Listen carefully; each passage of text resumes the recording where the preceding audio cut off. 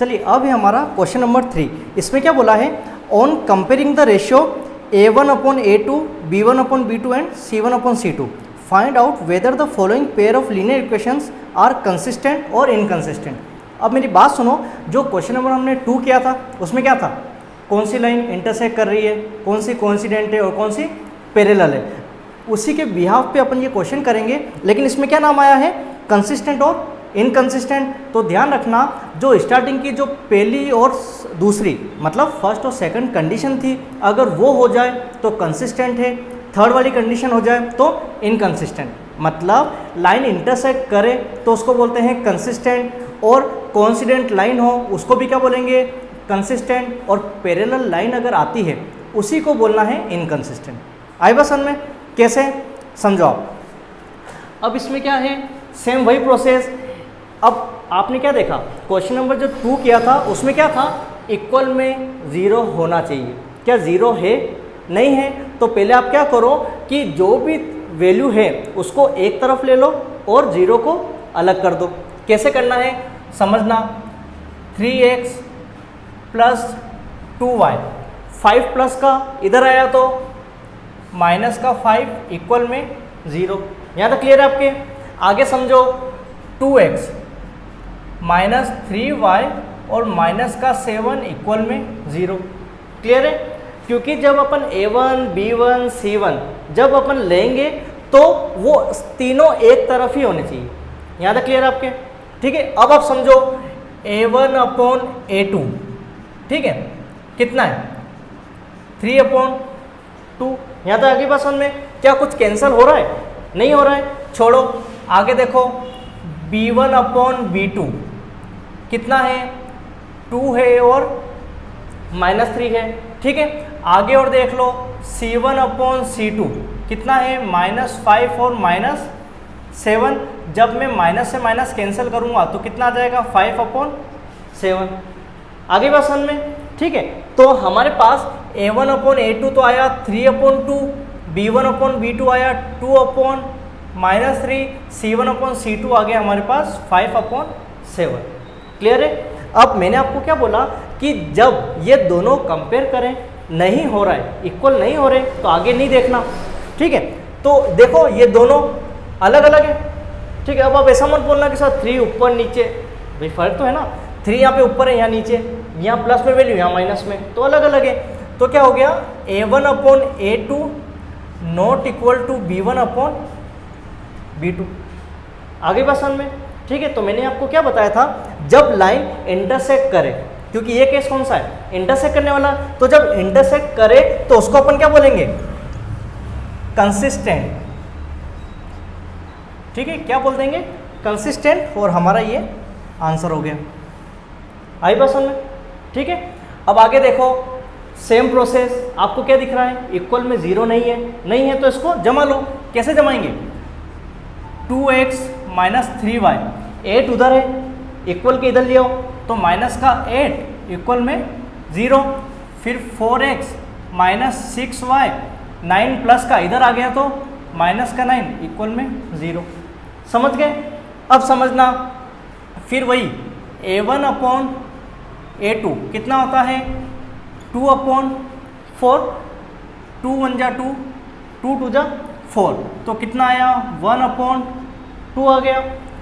फिर देखो B1/B2 कितना है, -3 है और -6 है, माइनस से माइनस कैंसिल किया, 3 1 जा 3, 3 2 जा 6, कितना हो गया, 1/2 हो गया।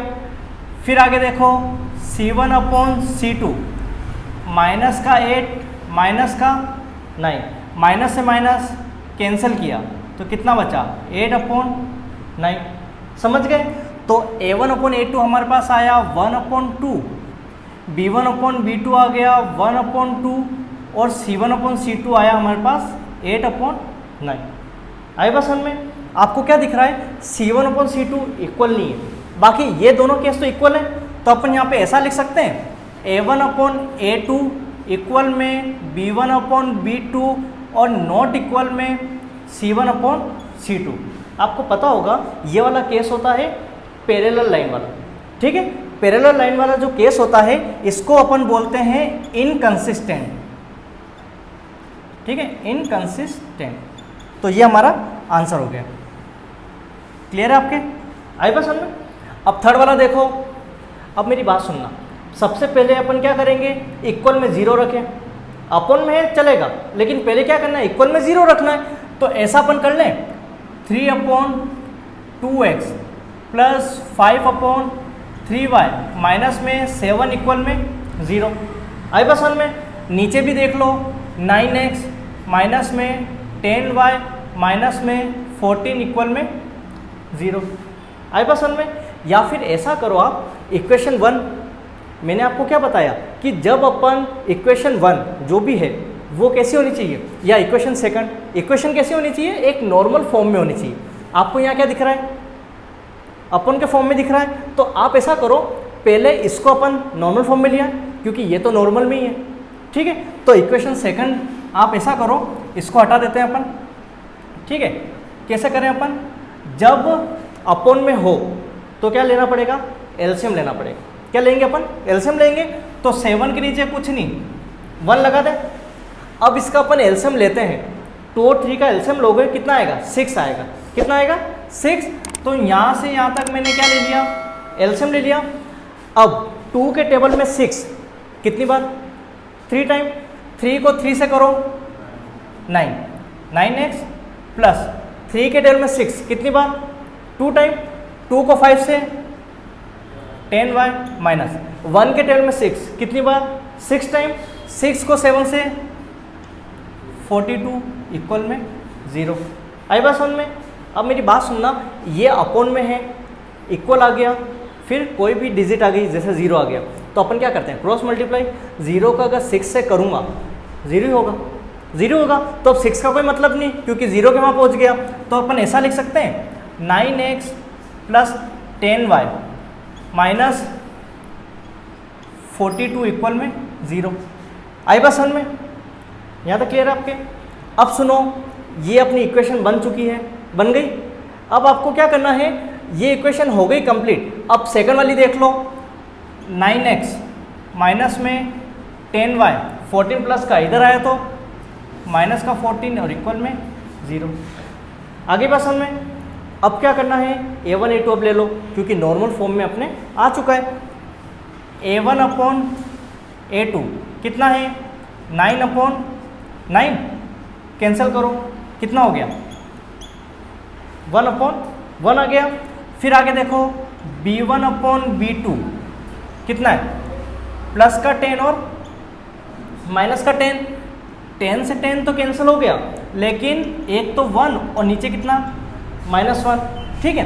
फिर देखो c1/c2 कितना, -42 और माइनस का 14, माइनस से माइनस कैंसिल। अब किससे कैंसिल होगा, हाँ बड़े से बड़ा टेबल बोल दो, 7 है ना, 7 से हो रहा है। 7 2 जा 14 और ठीक है 42। अब 2 से भी कर लो, 2 3 जा 6। आई बस समझ में? देख लो 7 6 जा 42 और 7 2 जा 14, फिर 2 से 2 3 जा 6, तो कितना आ गया, 3/1। आई बस समझ में? तो यहाँ पे a1/a2 तो आया 1/1, b1/b2 आया 1/-1, c1/c2 आया 3/1, ठीक है। ये तो दिख ही नहीं रहा, बिल्कुल अलग है। अब आपको दिख रहा होगा सर 1, यहाँ पे भी 1, लेकिन ये प्लस का है और वो माइनस का है, फर्क है। सेम होता प्लस प्लस या माइनस माइनस तो बराबर होता। अब अपन यहाँ ऐसा लिख सकते हैं a1/a2 not equal to b1/b2। जब लाइन इंटरसेक्ट करे तो अपन बोलते हैं कंसिस्टेंट। आई बस समझ में? तो ये हमारा आंसर हो गया कंसिस्टेंट। क्लियर है आपके? अब नेक्स्ट समझो, अब नेक्स्ट में क्या है, वही सेम प्रोसेस, इक्वल में क्या रखना है, 0 रखना है। कर देते हैं 5x माइनस 3y और माइनस का 11 इक्वल में 0, क्योंकि वहाँ 11 था, यहाँ आया तो माइनस में हो गया। फिर देखो माइनस का 10x प्लस का 6y माइनस का 22 इक्वल के इधर आया तो प्लस का 22 और इक्वल में 0 हो गया। समझ गए? अब क्या करना है, वही A1 A2 ले लो। A1 अपॉन A2 कितना है 5 अपॉन माइनस में 10, कैंसिल करो, 5 1 जा 5, 5 2 जा 10, माइनस का साइन ऊपर हो नीचे हो बात एक ही होती है, ठीक है। तो यहाँ पे क्या हो गया, माइनस का 1 अपॉन 2 आ गया। फिर B1 अपॉन B2 कितना है माइनस का 3 और 6, कैंसिल करो, 3 1 जा 3, 3 2 जा 6, तो माइनस का 1 अपॉन 2। फिर C1 अपॉन C2 कितना आया, माइनस का 11 और 22, 11 1 जा 11, 11 2 जा 22, तो इसका भी आंसर कितना आ गया, माइनस का 1 अपॉन 2। आगे बात समझ में देख लो, ये है माइनस का 1 अपॉन 2, ये भी हो गया माइनस का 1 अपॉन 2 और ये वाला भी हो गया माइनस का 1 अपॉन 2। तीनों क्या है, इक्वल है, तो हमारा आंसर क्या बना, A1 अपॉन A2 इक्वल है B1 अपॉन B2 इक्वल है C1 upon C2। Coincident line, तो कोइंसिडेंट लाइन नहीं लिखना, बस अपन ने सोच लिया कोइंसिडेंट लाइन है, तो इसका आंसर क्या हो गया, कंसिस्टेंट, ठीक है। इसका आंसर भी हो गया हमारे कंसिस्टेंट। क्लियर आपके, ठीक है। अब आगे देखो नेक्स्ट पार्ट, वही कौन सा, अपॉन वाला। कैसे सोल्व करें, पहले क्या करो, इक्वल में 0 रख दो। कैसे रखोगे, 4 upon 3x plus 2y, 8 plus का इधर आया तो माइनस का 8 इक्वल में 0। सेकंड इक्वेशन पे मत जाओ, पहले आप क्या करो, एलसीएम लेके उसको सोल्व कर लो, ठीक है। इसके नीचे 3 है, इसके नीचे कुछ नहीं तो अपन 1 लगा देते हैं, इसके नीचे कुछ नहीं तो 1 लगा देते हैं। एलसीएम कितना आ गया, 3, 3 के टेबल में 3 कितनी बार, 1 टाइम, 1 को 4 से करो 4x प्लस 1 के टेबल में 3 कितनी बार, 3 टाइम, 3 को 2 से 6y माइनस 1 की टेबल में 3 कितनी बार, 3 टाइम, 3 को 8 से 24। आई बात समझ में, ठीक है। 1 के टेबल में 3 कितनी, 3 टाइम और 3 8 जा 24। अब आप ये सोचो इक्वल आ गया, 0 को 3 से करेंगे तो क्या 0 हो जाएगा, तो ऊपर वाली चीज़ लिख दो, 4x plus 6y minus 24 equal में 0। आए बात समझ में। अब देखो इक्वेशन बन तो गई, लेकिन अगर आप और छोटी कर सकते हैं तो कर लो। कैसे करेंगे अपन, ऐसा टेबल बोलो जो तीनों में डिवाइड हो रहा हो, 2 हो रहा है, 2 2 जा 4, 2 3 जा 6 और 12 टाइम, ठीक है। कैसे, 2 2 जा 4 तो 2x प्लस 2 3 जा 6 3y माइनस 2 1 जा 2, 2 2 जा 4 इक्वल में 0। ये लिखोगे तो भी चलेगा, छोटी करके लिखोगे तो भी चलेगा। कंडीशन ये है कि तीनों में एक ही टेबल का डिवाइड होना चाहिए। आई बात समझ में, इक्वेशन बन गई। अब नेक्स्ट देख लो क्या थी, 2x प्लस 3y, 12 प्लस का इधर आया तो माइनस का 12 इक्वल में 0। अब देखो दोनों इक्वेशन सेम है, पहले ही पता चल रहा है कि तीनों क्या है, इक्वल ही होगा, बट फिर भी देख लो, करके देख लेते हैं। A1 अपॉन A2 कितना है, 2 अपॉन 2, कैंसिल करो, 1 अपॉन 1। B1 अपॉन B2 कितना है, 3 अपॉन 3, कैंसिल करो, 1 अपॉन 1। C1 अपॉन C2 कितना है, माइनस का 12, माइनस का 12, माइनस से माइनस कैंसिल, 12 से 12 कैंसिल, 1 अपॉन 1, ठीक है। A1 अपॉन A2 आया 1 अपॉन 1, B1 अपॉन B2 आया 1 अपॉन 1, C1 अपॉन C2 आया 1 अपॉन 1। तीनों बराबर है तो कैसे होगा, A1 upon A2 equal B1 upon B2 equal C1 upon C2। आपको पता होगा कौन सा केस, कोइंसिडेंट लाइन वाला। तो जब कोइंसिडेंट होता है तो हमारा आंसर होता है कंसिस्टेंट। आई पसंद में, तो इसका आंसर हमारा हो गया कंसिस्टेंट। क्लियर आप सभी के।